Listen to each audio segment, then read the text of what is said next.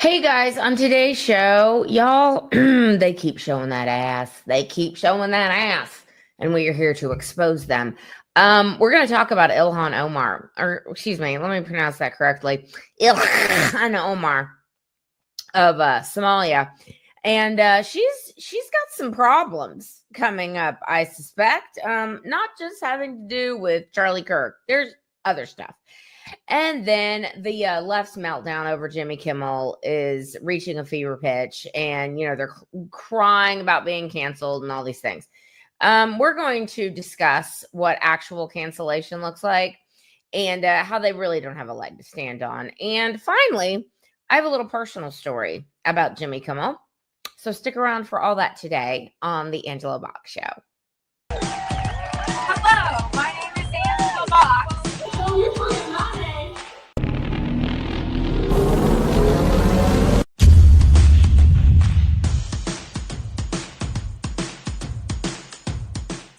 Okay, Ilhan Omar. A few things. I'm going to just there are several things going on with Ilhan Omar. Okay.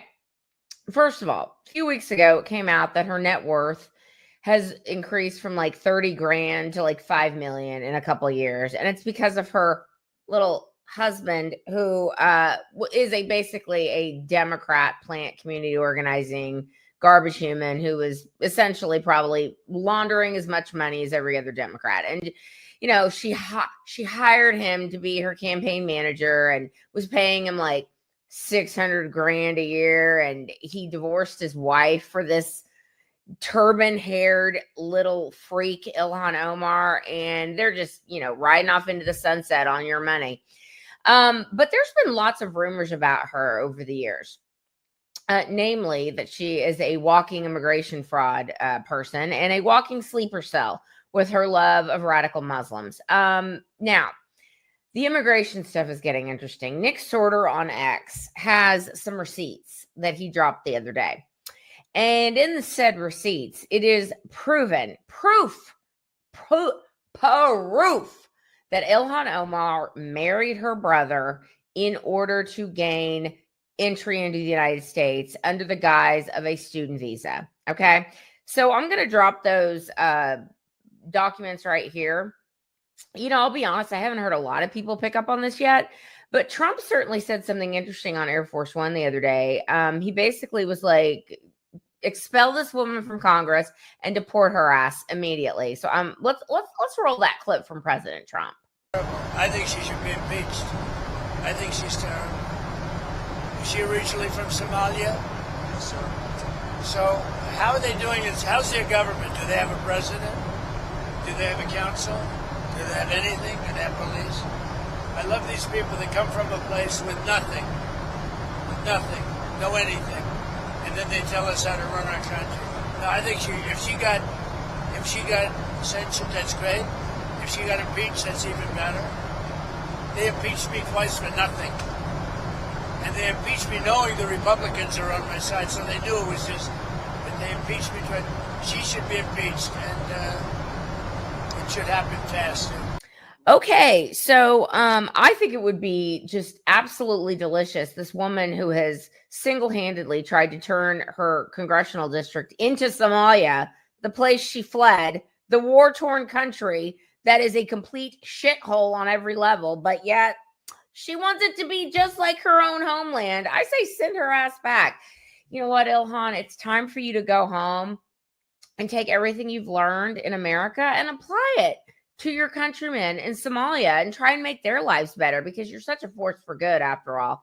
Now, so that keep your eyes on that one. Now, Ilhan Omar was narrowly not censured the other day in the Congress. And it's like, these Republicans, man, these Republicans who, again, showing their ass. Okay. This woman said the most detestable comments after Charlie Kirk died. I'm going to drop two clips back to back. One is she's in some mosque or some community space, whatever. And she's like, yeah, Charlie Kirk's a piece of shit. And then the other clip that's really making the rounds is that, just like every other filthy leftist is saying, Charlie Kirk was nothing but a bigot and a hate monger and blah blah blah. But he didn't deserve to be killed. Wink wink, wink wink, nudge nudge. We condemn that, but he was a piece of shit. So roll those 2 clips. I do believe those of you who are interested in rewriting this hateful man's history are full of shit. Thank you.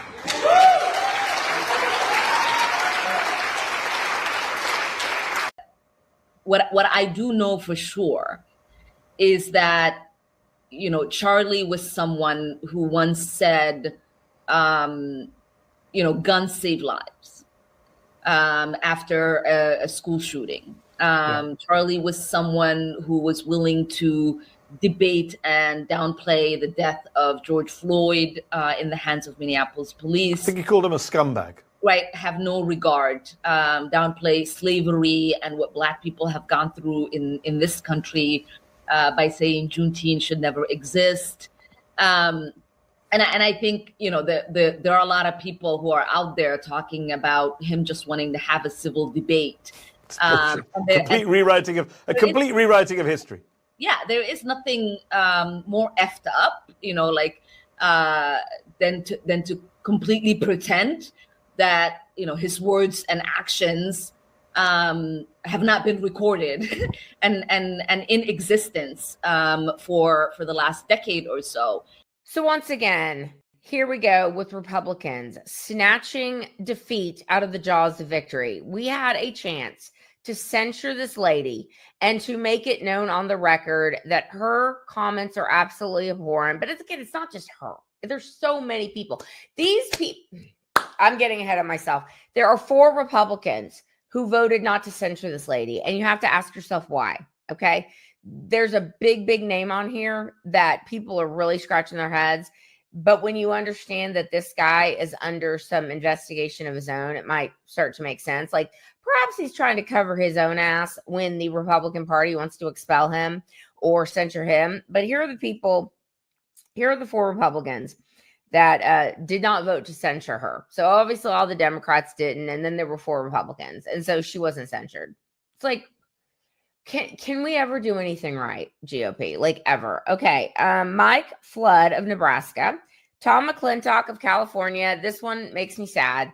I think Tom McClintock is probably just standing on purely free speech reasons. But, if anyone deserves to be censured, it's this little boil on the ass of humanity, Ilhan Omar. Jeff Hurd of Colorado, and Corey Mills of Florida. Corey Mills, not to get too much off on a tangent here, this guy is in quite a bit of hot water. If you don't know what this is going on with this guy, look up on X, look up his name on X, look up what the Blaze has been uncovering about him. I'm not even going to get into it, but it's wild because he was like super MAGA and people were like really excited about this guy. And it turns out he kind of sucks. So again, not surprising. Anyway, let's get back to the issues with Ilhan Omar and the Democrat Party as a whole.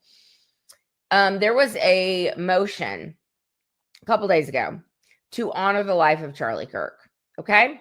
Honor the life of Charlie Kirk, condemn political assassinations, condemn political violence. And approximately 30 Democrats refused to do that. They voted no. Like, what's his name? Bernie Thompson, that dirtbag that I believe sat on the January 6th committee, who wholeheartedly endorsed the honoring of the life of the true civil rights icon, St. George Floyd of fentanyl, this asshole. Anyway, 30 Democrats decided to, no, not going to do that. And then like 20 sat out, and then, a few others just voted absent or something like that. So like basically the Democrat Party showing their ass, because again, they know this is what they're pushing.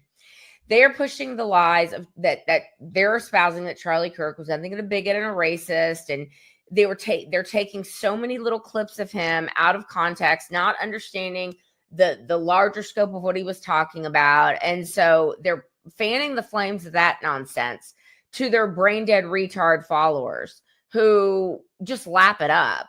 And it's like with Kimmel, it's one of two things. It's either you're lying, which wink, wink, nudge, nudge, they know they're lying. Okay. They know they're lying because their followers are dumb. Okay. They are dumb. They are easily led. They are the most useful of useful idiots, and they will go out and cause havoc and do all the things that they've been told to do.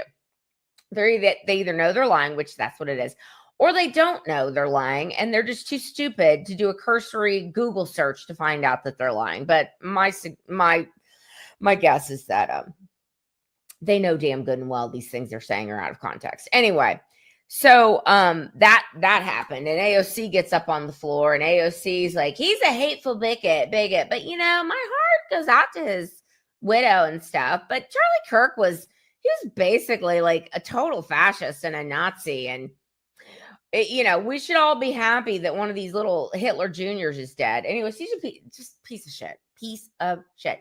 Now, here's what Democrats are attempting to do, in my opinion. I think that they are desperate for a civil war. They want one so bad. And they think that MAGA is going to behave in the same way that their blue-haired Antifa, Democrat Socialists of America, loser, lunatic freaks would behave in said situations. It's been almost 2 weeks. No, not. It's coming up on the 2-week mark of Charlie Kirk being assassinated. And there have been, count them, 0 riots, 0 unrest. In fact, what we're seeing all over the country are turning point chapters being requested to the tune of like 80,000. So if you thought this was going to shut us up and you thought it was going to stop Charlie Kirk's message, you are sadly mistaken. So Turning Point USA had about 9,000 chapters in high schools and colleges before Charlie's death. Now they've got requests for 80,000. What? Like, this is backfiring on all you freaks so spectacularly, but they are pushing out the narrative that these tactics are okay. Implicitly, that's what they're saying, because again, they are pretending that we are all Nazis and fascists and, you know, fanning the flames because they want MAGA to come on out, fight with Antifa, fight with Democrat Socialists of America, fight with the blue-haired lunatics, fight with the trannies, like fight with them. And we're like, no, we're just going to let you eat your own. Like, knock yourselves out, losers. And Trump declaring Antifa a domestic terror organization, he let the cat out and he was like, oh, guess what? There's more coming. So again, he's the one goading them out. He's like, come on out. Come riot, come loot, come burn, because you're all going to get arrested and thrown into big boy prison. And you're not going to be let out because it's going to be federal charges. And we're not playing with you people anymore. So Democrats, be careful what you wish for, because you just might get it. You are creating a country that is getting more and more united by the day. And we are more and more united against bottom feeding gutter snipes like you. So Ilhan Omar may not be deported immediately, but my guess is if they can prove that this is true, that bitch gone. Okay, that bitch gone, and she can take her little beta Democrat operative husband with her to Somalia. Have fun. Can't wait to see the outcome of all this. These people are terrible, and we're done playing with them.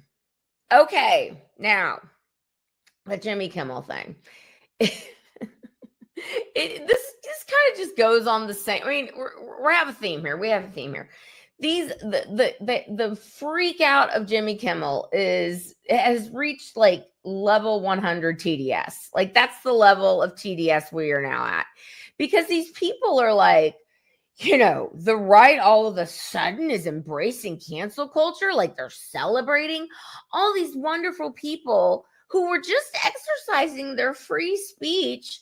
And these people are all getting fired. And isn't it terrible? And Jimmy Kimmel, all he did was just blatantly lie about who the shooter of Charlie Kirk was. I mean, what's the big whoop? It's free speech. That's how they're couching it. Now, this is a little memo to you idiot leftists, okay? What Jimmy Kimmel was fired for was probably a combination of a couple things, okay? Jimmy Kimmel has, and I'm going to discuss this in the third segment, Jimmy Kimmel has become beyond brainwashed. Okay. And I think it's because he knows who his masters are. He knows who brought him to the dance, and he knows whose ass he must kiss, because he basically sold his soul to Satan many moons ago in order to achieve earthly riches and fame. But what Jimmy Kimmel did, he wasn't fired for simply saying, I don't like Charlie Kirk, but I don't condone what happened to him. And we need to be honest about how political violence is getting out of control in this country. Even if he didn't want to like highlight who's doing the violence, and it's spoiler alert, it's all you filthy leftists who are doing all the political violence. Even if he didn't want to highlight that, he could have just said what I just said, and nobody on the right would have a problem with it. But what he did was in violation of let me look here. It is in violation of the broadcast hoaxes section of the FCC contract. That FCC makes contract with public broadcast stations like CBS, ABC, NBC, etc. So a podcaster could have gone out and said, this MAGA person murdered Charlie Kirk, and these dumb MAGAs think it's some leftist. Like, a podcaster could have done that. But when you go out on public airwaves that are regulated by the FCC, which has very strict laws against things like broadcast hoaxes. So this is from 47 CFR 73.1217 broadcast hoaxes. You cannot go out and say things that are demonstrably false on national television. Like, as this very wise ex-poster named Paul said, he said, what Kimmel said is literally no different than saying, quote, as we all know, Ron Goldman killed Nicole Simpson and then committed suicide. You can't say that. That's not free speech. In the same vein, Kimmel going out and basically saying that, to think that it's anything other than a MAGA person that killed Charlie Kirk is like stupid. And we all know it's one of their people. That is a broadcast hoax. So when Kimmel was asked and told that you need to apologize for this, and you need to, tone down the rhetoric and tone down the temperature, he stuck his foot. He said, no, not going to do it. Not going to kowtow to MAGA. Not going to do it. And so ABC's like, cool, well, then we're going to have to suspend you because you're putting our broadcast license in jeopardy. You arrogant twat. Do you not understand that? So all you leftists screaming and crying about all of, people being canceled and losing their jobs. Like, where were you? Where were you when Tucker Carlson lost his very lucrative Fox News contract for simply questioning the 2020 election? Like, where were you when Bill Riley got canceled, or Gina Carano, or Mel Gibson, or James Woods, or Rush Limbaugh, or Chris Matthews, or Michael Savage, or Tim Allen, or Donald Trump, or the New York Post, or the unvaccinated, et cetera, et cetera, et cetera? Like, where were you? I shouldn't say Chris Matthews in there because, they probably had a meltdown about that.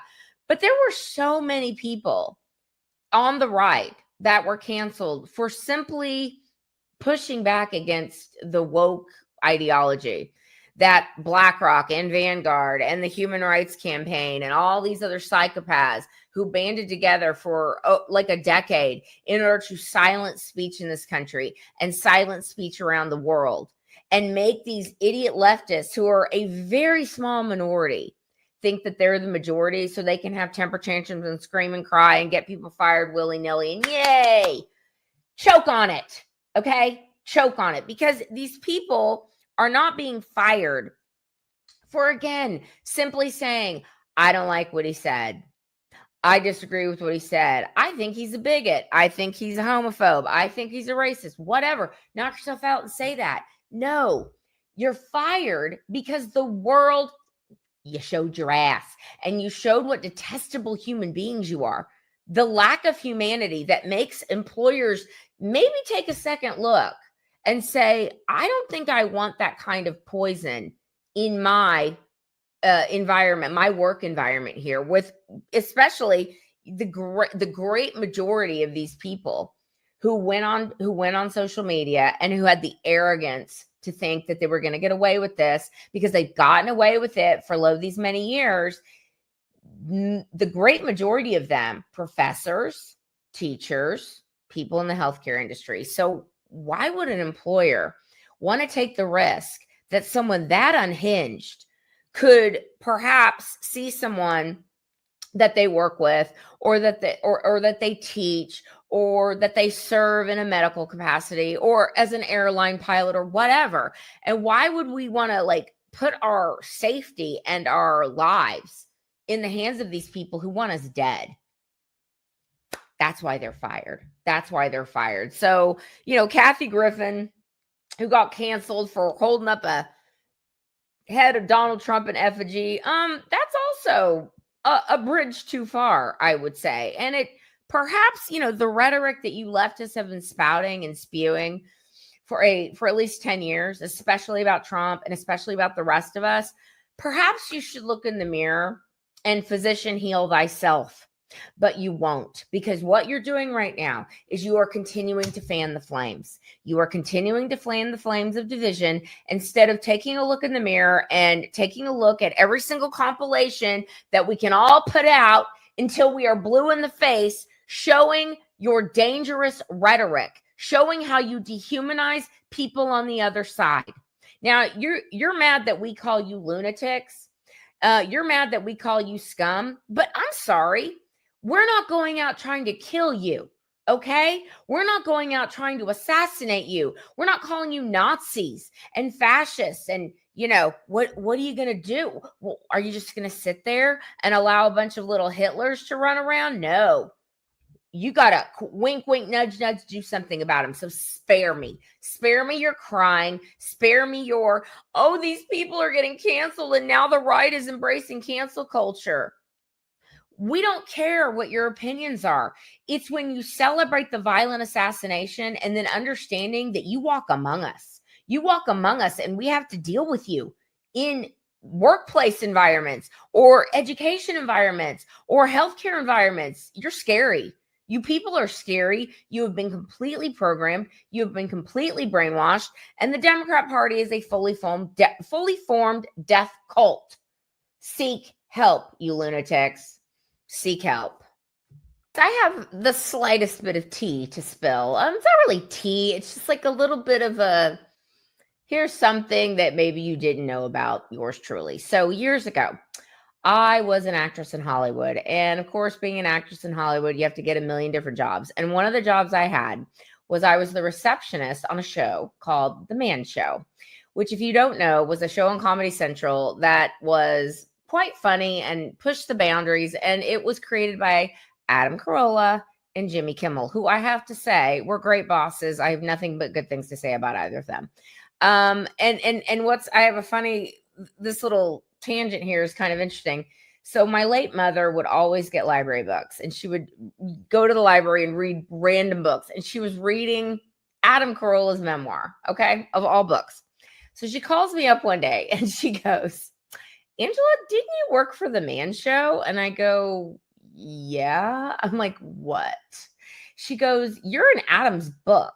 And I'm like, what are you talking about? And she said, yeah, there's this whole part about you where they had this really hot receptionist.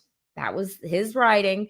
Her name was Angela Box, and we thought that was the funniest name. And she was really cool. And we ended up playing a prank on Natalie Maines of the Dixie Chicks. I'm not calling them the Chicks, the Dixie Chicks. And she read me this whole thing and I'm like, I have no memory of this whatsoever, but I'm not denying it happened. I just don't remember. My point is this. After The Man Show ended, Adam's career kind of stagnated and he's certainly found his groove as a commentator. And I think that's great. But Jimmy, on the other hand, his career kind of went through the roof. And I've always wondered because he didn't used to be crazy. At least it didn't seem crazy. I actually went to a Hollywood Bowl performance of Sound of Music with him and his first wife and his 2 kids once randomly. And again, very nice guy. Nothing weird. He wasn't creepy, nothing. It was super normal. And so I always wondered what the hell happened to Jimmy Kimmel. And I think this week we found out, because the stage 11 TDS that Kimmel has exhibited the last few years reached its peak when he decided to defame MAGA and people that love Charlie Kirk. And so, of course, everyone's seen this clip, and I'm going to roll the clip just so you can see it. Roll the clip. We hit some new lows over the weekend with the MAGA gang desperately trying to characterize this kid who murdered Charlie Kirk as anything other than one of them, and doing everything they can to score political points from it. Okay, so he basically said, you know, Charlie Kirk was terrible, and you want to pretend that it was anyone other than one of you people. You people meaning a MAGA person. And everyone's like, what? What? And so I had this thought. It's one of two things. And it's kind of a pick your poison, Jimmy Kimmel, because it's either you honestly did not know that Tyler Robinson was a leftist, that yes, his family was MAGA, but he had been radicalized by the left. And he had a furry tranny boyfriend. Like you either legit didn't know that, which if you didn't know that, you would have immediately come on the next day. You would have immediately gone, oh my God, what have I done? As a decent human being, which I once thought you were, you would have immediately gone and told the country, I made a huge mistake. I got my facts wrong, and I apologize. Tyler Robinson is not MAGA. He's nowhere affiliated with MAGA. He's on the left. And I'm deeply sorry to Charlie and the people who are mourning Charlie. That's what a decent person would have done.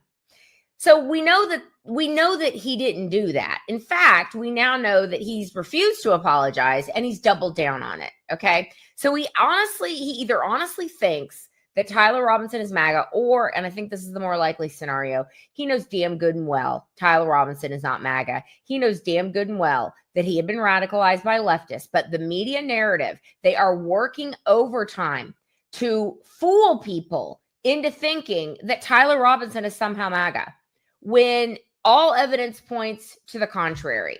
All evidence points to the contrary, but the media is so desperate to get that narrative set that I suspect they've given out talking points to these people in the media, people in Hollywood, actors, etc.